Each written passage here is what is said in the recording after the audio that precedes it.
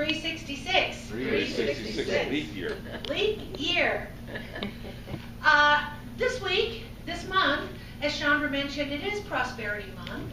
And Prosperity Month, as we want to continuously expand and grow into a greater sense, a greater awareness of who we are, we want to experience more fulfilling lives. We want to feel freer. That is that desire, that longing to step into prosperity. But as we know, prosperity, as I've been saying all week, all month, prosperity is more than just money.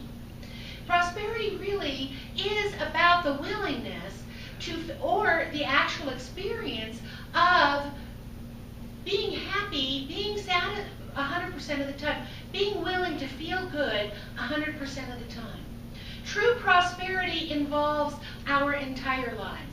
It also means that we have relationships that are vibrant and supportive, nurturing and healthy, and that we have excellent boundaries. True prosperity means that we are entering into creative expression, work, vocation, avocation that really feeds us. And true prosperity means that we are willing to play that bigger game, to step into our bigger life, to say yes to the bigger ideas that we have for ourselves, to, as I mentioned earlier, to step out of the box. Maybe it's the good box. Maybe it's the bad box. Maybe it's the, I'm just okay box. Whatever box that we have painted ourselves into, being willing to step beyond that and out of that so that we can really embrace the fullness and the joy and the delight of living life wonderfully and fully 100% of the time. And so that's beyond just money, but money is included. And also, as I've been saying every week so far, then really every week is Prosperity Week here at Center for Positive Living Sedona. Because every week, this is what we are attempting to discover, to rediscover, and to uncover about our own life, our own essence, our own joy, to tap into that special something that is everywhere present with us, that it is always whispering, but sometimes we don't have ears to hear, to really open up to that in a greater way. Last week, I talked about how the talk title was called, You Can't Get There From Here. And it was really about, as opposed to moving forward, easing on down the road, from a place of need, of seeing something that we don't have, that we want, and trying to chase it, instead coming from that place, coming from the consciousness of the thing that we want. And I gave 3 steps on how to do it, and I'm going to give an example. And I'm going to use, because we all can relate to money, I'm going to use a money example. So here's the problem that we've identified. Problem. I don't have enough money. There's not enough money in my checkbook. I don't have enough to supply my family with all that they need, and I need more money. I need money to pay my bills. There's too much month at the end of my money. So we've identified the problem. Now the thing is, with this problem that we've identified as lack of money, because we've identified that as the problem, we think that the solution is just to get more money. And so when we're chasing, because we're coming from a feeling of lack or need, we are not then coming from our vision. We're not coming from the place where we want to be. We're always chasing. So the problem isn't that we don't have enough money. The problem is that we don't have a consciousness of having a sufficient amount of money. The problem is that when we're viewing our lives, it looks like that our demand is exceeding our supply. So that could be the problem. The problem could be that there is a discrepancy between what it is that we're experiencing and what it is that we want to be experiencing. But you see, how we identify the problem in the first place is usually going to determine how we're going to go about solving the problem. And so if we're mistaken in our original declaration of the problem, we're going to go down the wrong road.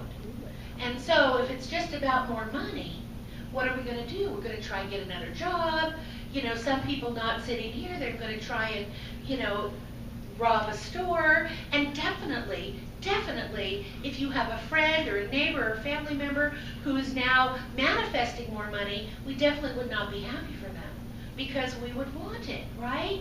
So we won't be able to get there, wherever there is, with the consciousness of thinking that in this situation, money is really the problem. And whatever is our own situation, we can plug that in. If we think that the problem is, I'm lonely, and so the problem is, if I just had a relationship, I would not be lonely anymore. We can make all that same self-talk. What are we going to do? We're going to chase after people. We're going to be needy. That's going to put them away. If we think that the problem is that I don't have fulfilling work, what are we going to do? We're going to settle for anything else. So the problem is not what possibly we think, but the problem is that we need to expand. We need to have a mental picture change. We need to open our hearts and minds to a different way of living, a different way of thinking, a different way of believing, and upgrade our consciousness. So that was basically last week in a nutshell, and we'll continue on this week. So what happened? So we are easing on down the road. So the road to prosperous living, and that's my talk title today, is The Road to Prosperity. The road to prosperous living really could be very, very easy. It could be just a nice, leisurely pace, or it could be over hills, over dales, and over mountains. It's up to us to decide how it is that we are going to approach this idea called prosperous living or prosperity. But as we're easing on down that road to prosperity, what do we know about roads? Roads have lines on them to keep us in the lane, and sometimes roads also have bumps. So that if we get sidetracked, if we start to wander, if we start to get off track, we can feel these bumps that will bring us back on target, right? And so our own road towards prosperity, towards prosperous living, really has the same idea. So the lines on the road, these are the things that when we're going and we know that we're going in the right direction. We've identified our desires, we've identified what it is that we want. We have some goals, we have some action steps, and we know that we are on the right track. Though we're in our lane, we're good to go. But sometimes we feel we have a little bit of discontent, don't we? And there's two types of discontent that I'm going to talk about today. There's the ego-based discontent, and then there's divine discontent. So sometimes when we're feeling that we want more, and I think as humans, we always want more. This is the human condition, and this is good. This helps ease us on down the road. This helps give us a reason to set our alarm clock in the morning, because we have things to experience. We have things that we want to express. Our heart and soul is calling us to do something, to experience and express life as only we can do it in a greater way. We always are going to have these desires and these visions, these goals, these impulses to express our talents or our skills, to develop new ones, or to express the ones that we already have in a greater way, to make an impact, to live a life of significance, of importance. We're always going to have those. But sometimes we have a feeling of discontent that comes from a place, I'm going to say, not of desire, and not even of want, but really kind of a place of neediness. Like in that earlier example of when I gave about money, that we don't have something and we want it. So this ego-based discontent, a lot has to do with comparing, of looking at other people, seeing what they have, assessing that they're doing somehow better than we are, and we don't like it. And we want it because we want it. Because somehow we're already not too happy with our own life. And so we're judging, we're comparing, we're contrasting. We're feeling a little bit out of sorts, and we're feeling a little bit needy. So Dr. Ernest Holmes, founder of religious science, said this. He said, back of unhappiness is the thought that there is not good enough. There is not love enough, peace enough, health enough, nor understanding enough to go around. And as a result of this, some of us lack or are short of the good things in life. So when we're feeling out of sorts, when we're feeling unhappy in this ego-based discontent, it's because we think that there's not enough. We look around and we see other people who have more. And so this reminds me of a wonderful story, and I've forgotten how much I liked this story until I came across it again. And it's a story of a stone cutter. And so here's the stone cutter, and he was cutting stone, and he was very discontent with his lot in life. And he was looking and comparing and contrasting, and he was not very happy. He thought that there was only so much good to go around.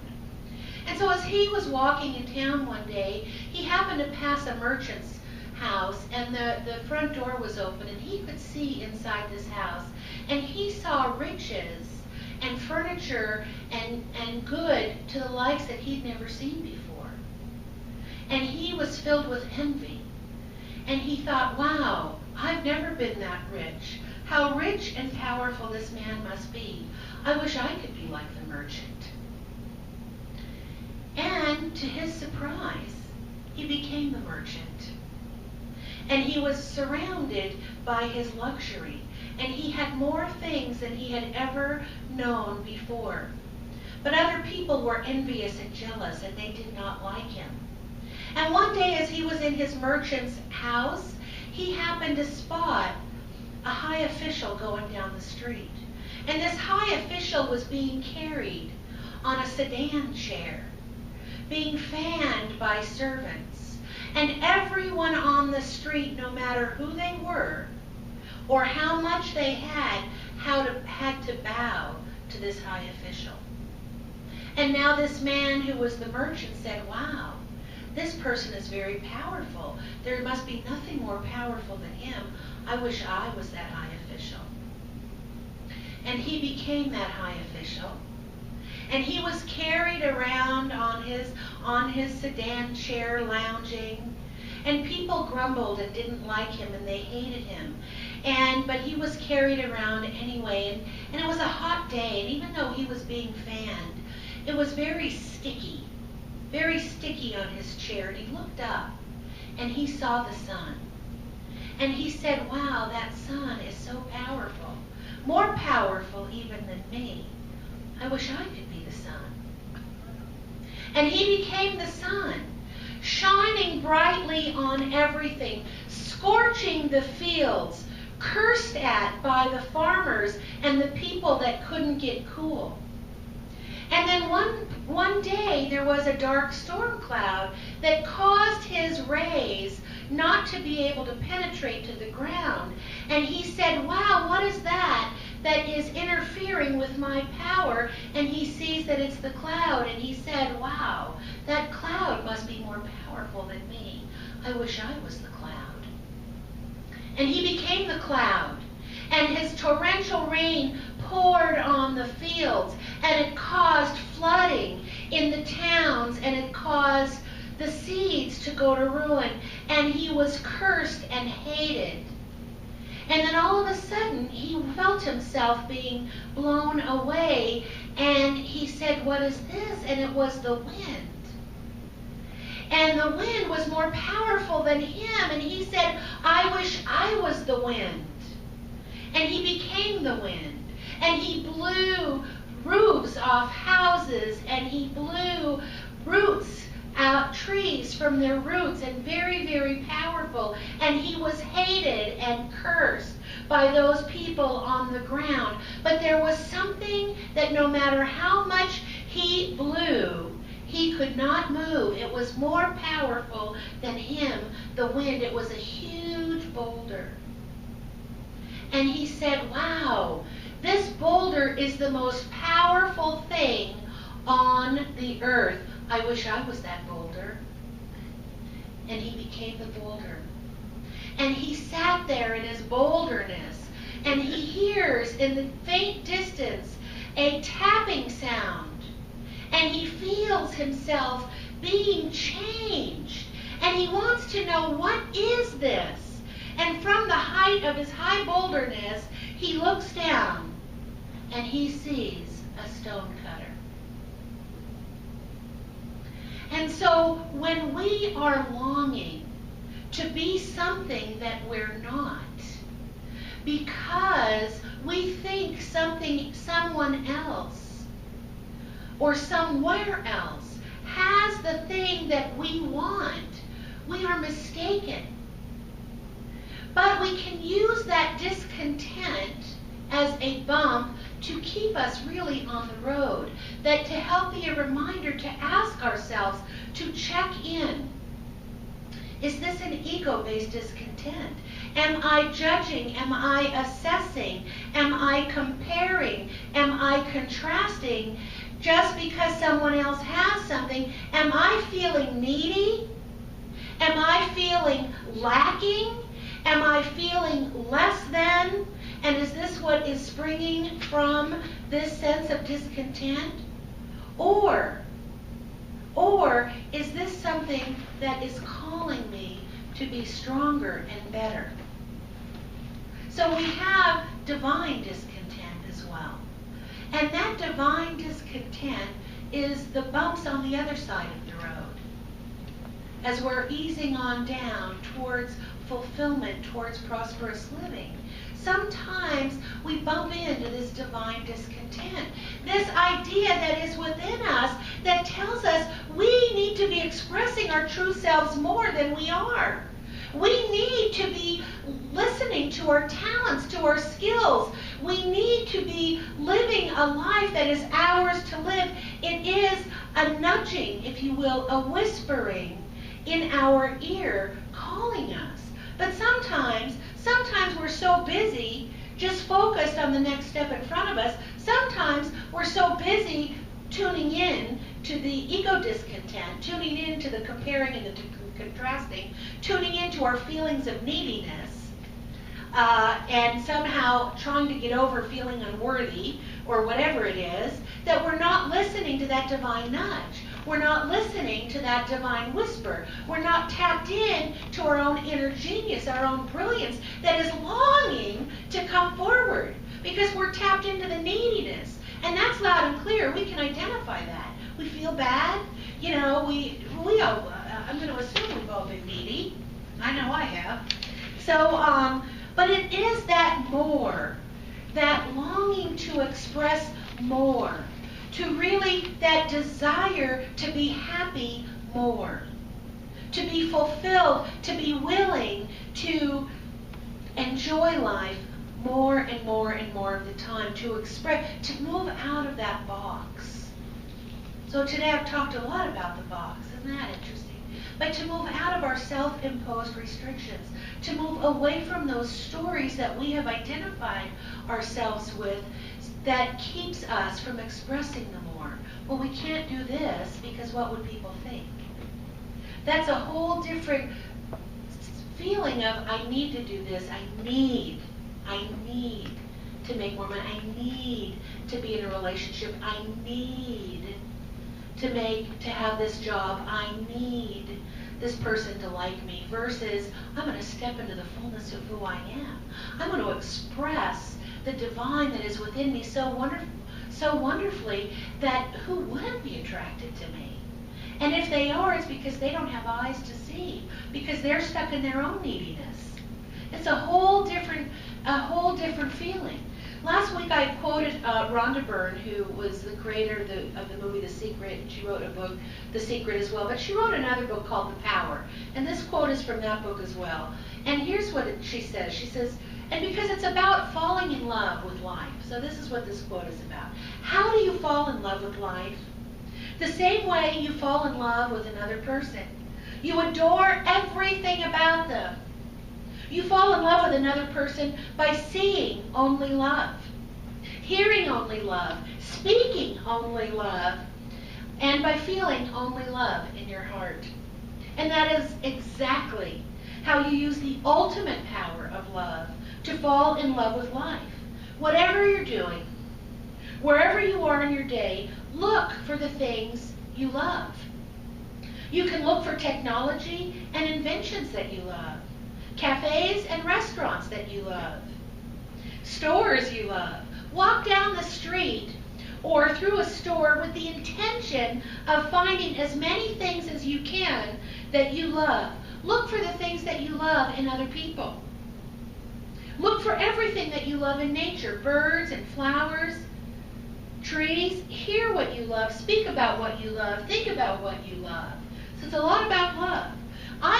So that's about love in your life. I would call that courting the presence. And if we can move that into a sense of what we love about ourselves, courting that divine presence within, finding the things about ourselves that we love, beyond anything that we might have adopted as true. Sometimes we've already adopted ideas about who we are that we want to hide. We want to hide that part under a bushel. How many mistakes we've made, the little faux pas that we've done, when we haven't kept through to our words, where we've fallen short. We have a lot of those ideas. We want to keep them hidden. And I'm not saying, oh, let's talk about that all the time, but it keeps us stuck because we remember those things. But how many of us will remember all of the times that we have helped someone? All of the times when we have smiled at someone, that we have been a willing ear to someone. We don't seem to remember those and dwell on those, but we dwell on the negative stuff. And then when we dwell on that negative stuff, then we're feeling pretty unhappy, and then it leads us to need something. And we're coming from that side of the road, of that ego discontent, versus if we can adopt an attitude of not only, so we can start without, looking at the stores for the things that we love, looking in nature for the things that we love, and then we're in a happy place.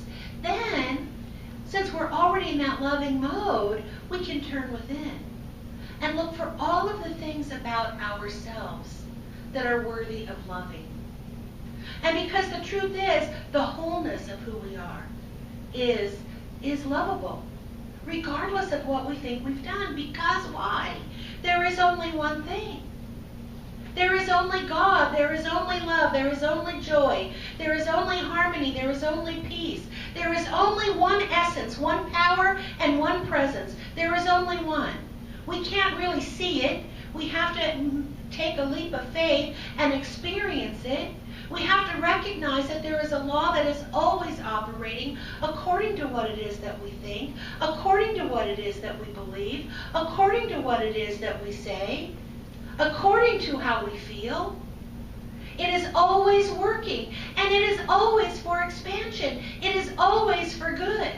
But when our ideas and our thoughts and our needs, let's say, are coming from a place of lack, it gets to expand on lack. So when we can come from a place of wanting to enhance the quality that we already are, that we can enhance the idea that we are God's stuff, then we get to experience that.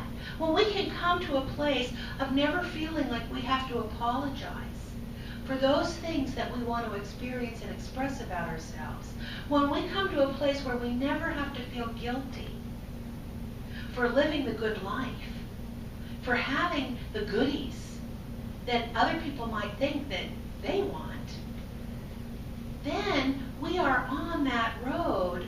We're firmly on the road, right in between the lines, the road to prosperous living. So I would say, let us ease on down the road. Ease on down the road, right? Let's ease on down that road. It doesn't have to be a bumpy path. Let your heart's desire come through. Listen to that nudge. whatever that nudge is. It might be, God's whisper to you, that divine whisper to you could be the best gift that you might ever receive. And instead of denying it, covering it over, coming up with excuses, that whisper, that divine nudge is helping us ease on down that road, because it is that bumpy part on this right-hand side helping us get back to where it is that we're supposed to be. And we have a long time to get there. It's not a race. It is in part of the journey. So as we ease on down the road, the journey towards our own self-expansion, our own self-awareness, our own self-discovery, our own self-enhancement, our own magnificent uncoveringness, we have with us our own guidance, our own internal guidance system, helping us ease on down the road if we just but listen. So I encourage us to do that, and just invite us all to really ease on down that road to prosperous living, to use these ideas of divine discontent to move us in directions that we maybe haven't even dared to dream of before. And so it is. So